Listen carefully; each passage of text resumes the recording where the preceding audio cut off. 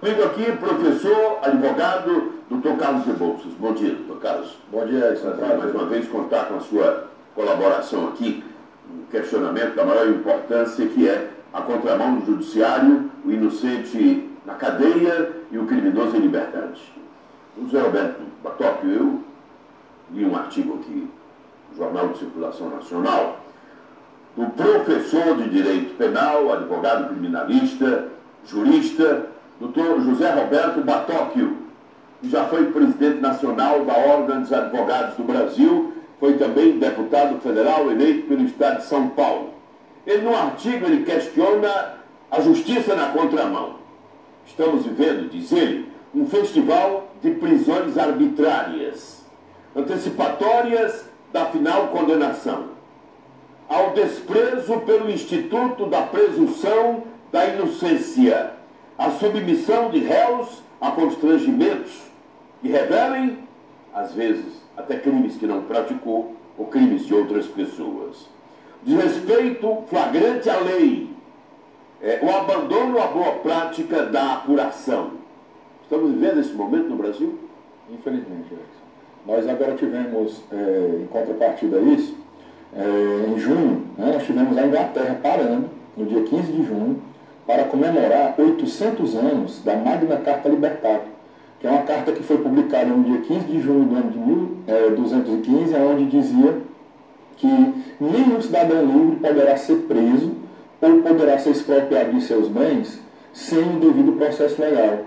E isso, um documento que tinha apenas 3.500 palavras, que foi promulgado há 800 anos, foi comemorado agora sem nenhuma alteração pela Inglaterra. Ainda está em vigor na Inglaterra. A Magna Carta Libertatum, inclusive, ela deu origem à Constituição dos Estados Unidos, esses princípios do direito penal e do processo penal, inclusive aos princípios da Constituição Brasileira de 88 e do Código Penal e Processo Penal Brasileiro, que na parte onde dizem que ninguém será preso, ninguém será punido sem um devido processo legal, ninguém será terá sua liberdade constrangida, sua liberdade, o preso antes da sentença, isso é uma exceção, ele não é uma regra. E isso hoje é visto de forma contrária no Brasil. Um dado é que nós temos 70% dos presos hoje nos presídios do estado do Ceará são presos provisórios. O que isso quer dizer? São pessoas que não foram julgadas, são pessoas que estão presas sem ter feito a sua defesa. 70% é muito. Então aí quando o professor que você leu aí a reportagem, ele diz que o princípio da presunção de inocência está sendo violado, é a pura verdade. Porque como é que a Constituição Federal Brasileira diz que a pessoa é inocente até que o Estado prove o contrário? E por que ela está presa então? É porque, infelizmente, estamos usando muito esse sentimento de injustiça, esse sentimento que a crescente violência causa na sociedade. E estamos usando esse sentimento contra a própria sociedade. Quando você tem uma pessoa acusada da prática de um delito, que aquela pessoa aparece muitas vezes no jornal, e aí nós temos uma grave prática hoje que é comum no país, que é a autoridade policial, o delegado de polícia, e até a televisão, e dá certeza da prática de um crime de autoria e de uma materialidade, que isso é um absurdo, porque o inquérito policial, ele aí, qualquer aluno, qualquer acadêmico de direito que já cursou a cadeira de direito penal no primeiro semestre, ou no segundo, ele sabe que o inquérito policial, ele é um procedimento meramente administrativo e meramente informal. Meramente informativo, aliás. Ele é um procedimento administrativo, meramente informativo. Ele vai dar ali informações base para o Ministério Público oferecer ou não a denúncia e para o juiz receber ou não essa denúncia do Ministério Público. Doutor Carlos Rebouças, muitas vezes o cidadão é apontado como o autor de um crime. Você é o autor do crime. Você matou.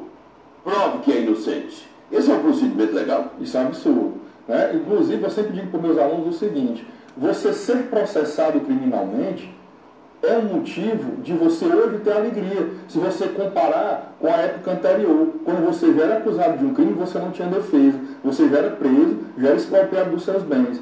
O devido processo penal, legal, constitucional, é um direito do cidadão. Ser acusado de um crime é um direito que nós temos para poder provar que somos inocentes, para poder mostrar a nossa inocência. Agora, para a condenação, Não é nós que temos que provar nossa inocência enquanto cidadãos. Para uma condenação, é o Estado que tem que provar a culpa.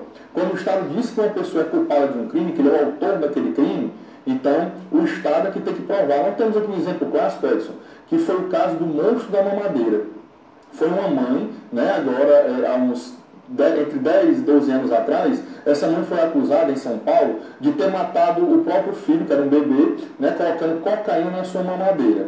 E aí, né, a autoridade policial, o delegado de polícia foi até a televisão, deu a certeza de que ela era a autora, que tinha cometido esse crime. Saiu um laudo pericial dizendo que tinha sido constatado cocaína na mamadeira daquela criança, e essa mãe foi presa, né, foi colocada exatamente, foi colocada numa cela com outras mulheres, todas mães, né? E ali tinha uma televisão na delegacia que passou a reportagem, elas reconheceram a companheira de cela como sendo aquela mãe terrível que teria matado o filho. Monstruosa, que matou o filho. O resultado foi que deram uma surra nela, dentro do xadrez. Após a surra, pegaram uma caneta, colocaram no ouvido dela e empurraram para dentro. Essa mulher não morreu por um milagre, ela perdeu a visão e a audição do lado onde foi empurrada essa caneta, e poucos dias após foi constatado que ela não cometeu nada, que o que tinha dentro da mamadeira da criança foi um medicamento passado pelo médico. Ela pisou a pílula, né, machucou, quebrou a pílula para a criança poder... Seguindo a orientação médica, colocou dentro da mamadeira e deu para a criança tomar aquele medicamento. E a criança morreu não por causa do medicamento, nem de nada, foi morte súbita. Então ficou constatado que aquela mãe era inocente. Mas aí como é que volta atrás de uma condenação brutal? Como reparar o prejuízo, né?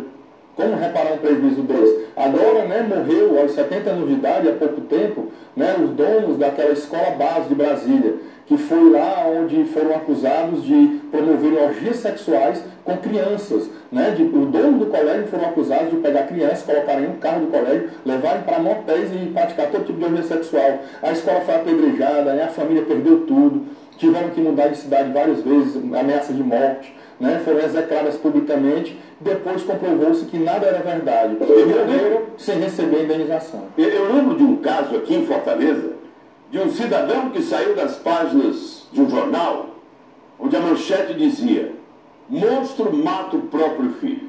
Letras garrafais. O homem atrás das grades e o filho sendo sepultado.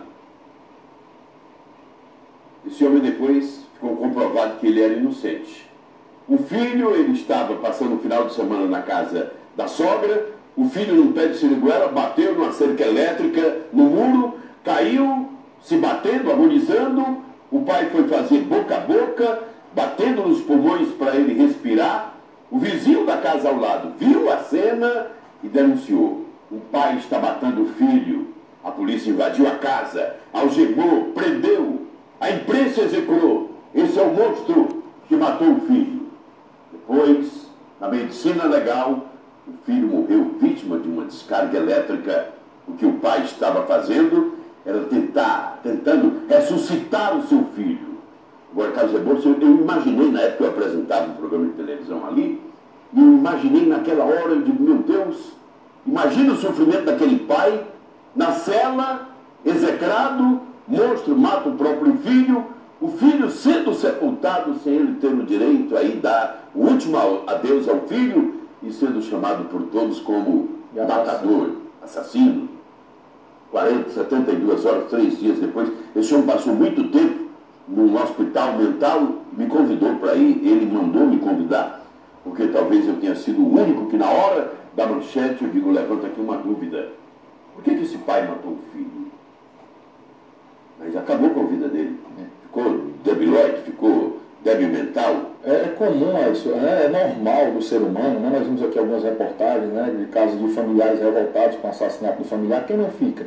Né? Agora, nós não podemos usar o sentimento da família, né? Usar esse sentimento da família de um vitimado de homicídio, né, para fazer uma investigação de qualquer jeito, para prender qualquer um e já apontar qualquer acusado. E existem os crimes flagrados, com flagrante, como esse que nós ouvimos aqui da família de um oficial do Exército, que a família viu os 3 bandidos exigindo o cidadão a chave do carro e executar o cidadão. Aí não tem dúvida. O crime flagrante, Edson, a prisão em flagrante é a única que a polícia judiciária pode fazer sem ordem judicial. É aquela que a polícia chega na hora e vê o que é flagrante, flagrare, né? Vem do latim que diz aquilo que queima, aquilo que está ardendo. Então ele pega na hora aquela prática do delito. Mas mesmo em alguns flagrantes, em algumas prisões em flagrantes, pode o acusado ser inocente. Esse exemplo que você deu do pai que estava socorrendo o filho e foi confundido como se estivesse matando, é um exemplo clássico.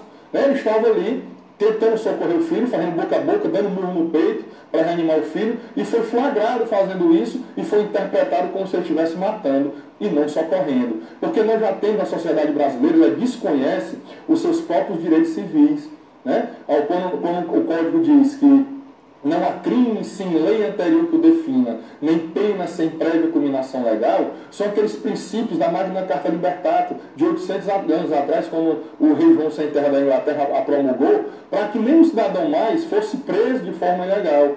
Ele tem que ser preso com a sentença condenatória. A prisão antes disso é uma exceção. Se ele estiver ameaçando testemunha, se ele estiver ameaçando... A garantia da ordem. A garantia da ordem tem que ser no sentido de que aquela pessoa, por exemplo, já foi condenada por vários assaltos e ali está cometendo mais um. Aí a garantia da ordem. Eu não posso usar essa palavra garantia da ordem de uma forma genérica. Como uma pessoa, por exemplo, que foi presa pela primeira vez, né, por uma tentativa, vamos dizer, de um assalto, nunca havia sido preso antes, né? Pessoa trabalhadora, bons antecedentes, residência fixa, né? Um cidadão que ele está sendo acusado. E temos que sempre ter em mente que porque a pessoa está sendo acusada, não quer dizer que ela é culpada. Né? Ao contrário disso, a presunção de inocência. Se ela praticou aquilo, vai haver provas daquilo que vão ser discutidas na justiça, porque a prova trazida do inquérito policial não foi contraditada. É muito fácil eu acusar alguém. É muito fácil eu chegar para uma pessoa e dizer, olha, foi ele, está aqui, é sapato aqui que nós achamos no local, a marca é um sapato igual dele, esse sangue é compatível com o dele, e ninguém diz nada do contrário. No processo penal, não. Aquela prova que foi dito isso, essa marca do sapato é dele, a defesa vai dizer, peraí, essa marca de sapato aqui é comum. Pode ser de quantas pessoas que andavam naquele local que tinha essa mesma marca de sapato. E aí levantar a dúvida, suscitar a dúvida, porque em dúvida pro réu. Para condenar uma pessoa, tem que saber a certeza. Agora, doutor Carlos Rebouças, como nesse artigo do doutor José Roberto Batóquio, que a justiça prende sem prova, manda prender sem provas, nós temos também muitos criminosos, declaradamente criminosos, em liberdade. Autores de vários homicídios, 3, 4, 5, 6 homicídios, em liberdade. Aí choca a opinião pública. Como é que o inocente está preso?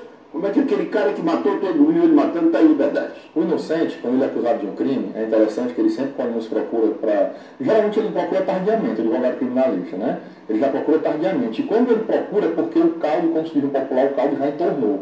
Então isso é o que? Ele pensa o seguinte, eu sou inocente, eu não pratiquei nada, então eu não devo nada a ninguém, eu não vou ser condenado por nada. E não é bem assim. Né? Porque, infelizmente, como nós estamos dizendo, né, o Ministério Público, né, que também tem essa função fiscal da lei, mas em outro ramo do direito. No processo penal, ele é o Ministério de Acusação. Ele é parte interessada, é ele quem acusa. Então, infelizmente, nós temos visto muitas denúncias, né, por parte do órgão ministerial, onde não tem essa prova robusta, onde não tem esse indício suficiente de autoria, e mesmo assim a pessoa ela é denunciada pela prática de um crime. E a pessoa que realmente é um criminoso, quanto mais, quando ele pratica um delito, ele se cerca de cuidados, já pensando na defesa. Então, talvez por isso algumas pessoas tenham uma defesa melhor quando é culpado do que quando é inocente. Porque o inocente deixa para procurar advogado já tardiamente. Quando já tem um conjunto que foi formado, né, um conjunto probatório que foi formado em seu desfavor. Não foi ele que praticou, mas a investigação direcionou toda para ele, não investigaram outras possibilidades. Né? Nós temos homicídios famosos no Brasil. Aqui eu posso até citar casos como Nardoni, outros homicídios famosos no Brasil, onde a polícia direcionou para um único acusado. Não houve uma ramificação de mais uma, duas ou três possibilidades. Diante de um crime, todo mundo é suspeito. Todo mundo é suspeito. Principalmente o crime de homicídio, porque é o crime que ninguém pode dizer eu jamais praticarei. É um crime que qualquer ser humano tem o seu limite e um dia pode praticar. Todos nós somos criminosos em potenciais? Com certeza. Com certeza, de homicídio sim. Né? Porque imagine aí, quando a pessoa me diz, eu jamais mataria, eu pergunto, depois me diga, como aconteceu em São Paulo, que um lavrador chegou na plantação de cana-de-açúcar e encontrou a sua filha de 16 anos, estuprado, com os mamilos do seio arrancados a dentada, né? E o estuprador ali fugindo do local ainda. O que o pai faz? Quem não mataria? Quem não mataria? Então, assim, o homicídio, principalmente, é um crime que deve ser muito bem investigado, deve haver muita prudência, jamais a autoridade, veja que o processo penal diz o seguinte, que sequer no relatório do inquérito policial, a autoridade policial ela pode emitir juízo de valor, ou seja, dar opinião de é culpado ou inocente. Ela vai apenas relatar o que foi investigado. Foi informado por tal pessoa isso, foi informado por tal pessoa aquilo, mas jamais dizer é culpado ou inocente. Este é um papel que sequer o juiz pode fazer o promotor. Só quem tem autoridade para dizer se alguém é culpado ou inocente é o devido processo penal. Bom, aquilo que o senhor diz em relação a ninguém, a pessoa dizer que nunca matará ninguém, isso ninguém pode dizer. Você não sabe do momento da perda da violenta emoção. Aliás, nós temos os dois códigos e há uma diferença entre os dois códigos. O código da humanidade, que é a Bíblia, na Bíblia diz, não matarás. E foi o primeiro pecado cometido. Mas no Código Penal, o Código dos Homens diz, se matares alguém. Né? Há uma diferença. A Bíblia é taxativa, não matarás. E o Código dos Homens diz, se matares alguém. Porque foi exatamente um princípio que veio lá da Magna Carta Libertatum, que não há crime sem lei anterior que o defina. Então eu não posso ser acusado de um crime se já não tem um tipo penal que descreva aquela conduta pormenorizadamente. Então quando o Código diz matar alguém, ele está escrevendo a conduta. Quando uma pessoa no mundo fático mata alguém, ele pratica aquela conduta. E não quer dizer que foi crime, porque nós podemos ter a legítima defesa, por exemplo. Nem todo crime está de necessidade. Porque o crime ele tem que ser uma conduta descrita em lei, né, típica, né, tem que ser antijurídica, ou seja, não pode ter, por exemplo, a legítima defesa que dá legalidade àquilo, né, e tem que ser culpável. Se não se enquadrar nesses requisitos, aquela conduta, embora descrita como crime, não será crime não. Doutor Carlos Rebouças, professor, advogado, muito obrigado pela sua participação no Vídeo Mesh. Obrigado.